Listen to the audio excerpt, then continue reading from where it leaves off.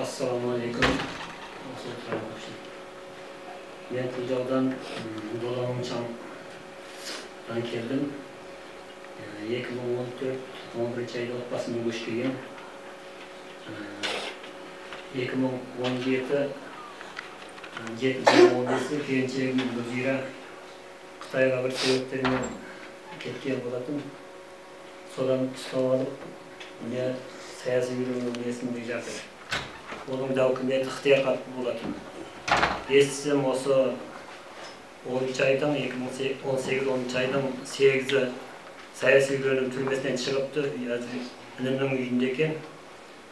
Сол енді документін ала алмай жатыр. Бұл жақта мен 3 жастағы баламмен сол үйде қалдым. Енді ол келіншегім отбасына оралуын тілеймін.